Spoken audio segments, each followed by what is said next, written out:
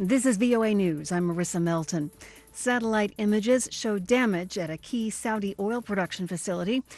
AP correspondent Ben Thomas has more. The images examined by the Associated Press come from the European Commission's Sentinel-2 satellite. They appear to show black char marks in the heart of Saudi Aramco's oil processing facility in Bukaik. Neither Saudi Arabia nor its state-run oil company have said how much damage was done to the facility, but fuel price analyst Trilby Lundberg says it almost certainly translates to rising crude oil prices. Markets will have multiple reactions again and again as news comes out and as interpretations are given.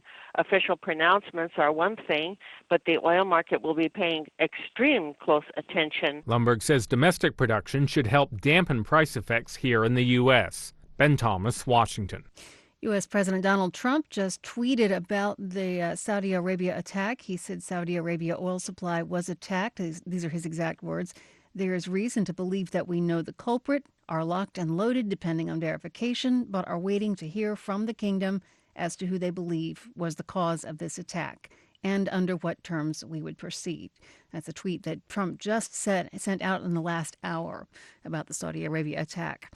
Police fired chemical-laced blue water and tear gas at protesters outside the Hong Kong government office today as thousands of pro-democracy supporters marched through downtown in defiance of a police ban.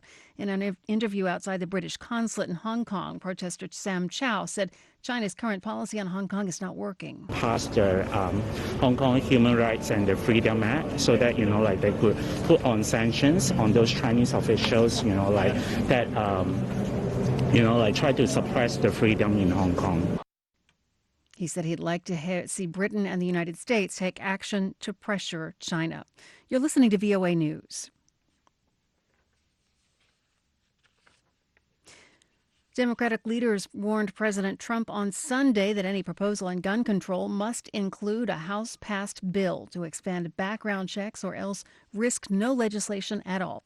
AP correspondent Julie Walker. House Speaker Nancy Pelosi and Senate Minority Leader Chuck Schumer say they spoke by phone with President Trump, who told them he was working on a gun plan. Schumer says while he's holding out hope, he's not expecting anything. Right after a terrible tragedy occurs, he says we have to do something on background checks, and then he backs off. And the word is that the NRA and others are putting pressure on him, and the thing that he will go for will not be acceptable. He's also pushing Senate Majority Leader Mitch McConnell to let the legislation go to the floor for a vote.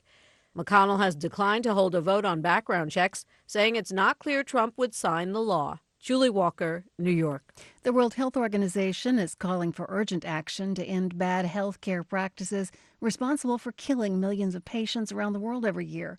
Lisa Schlein reports for VOA from Geneva.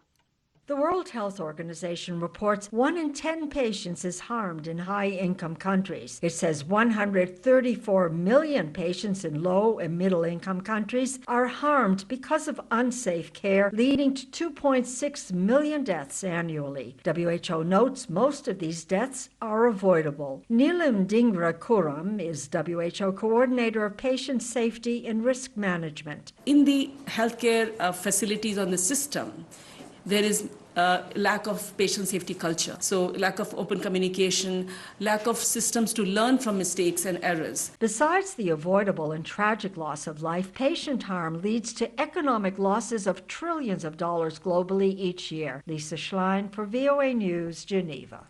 A solid gold toilet that was part of an art exhibit has been stolen from the birthplace and home of former British Prime Minister Winston Churchill.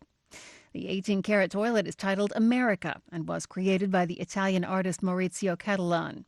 It was part of a larger exhibit of Cattelan's work at Blenheim Palace in Oxfordshire, England. The toilet was previously on display at New York's Guggenheim Museum. Last year, President Trump and his wife Melania asked the Guggenheim for the loan of a Van Gogh painting for their private White House quarters. The chief curator said no to the Van Gogh, but he offered them the toilet. People in the Bahamas are continuing to clean up today after getting brushed by tropical storm Umberto. Umberto is expected to strengthen into a hurricane by Sunday night, but will be well east of Florida's east coast, out in the Atlantic Ocean. I'm Marissa Melton. This is VOA News.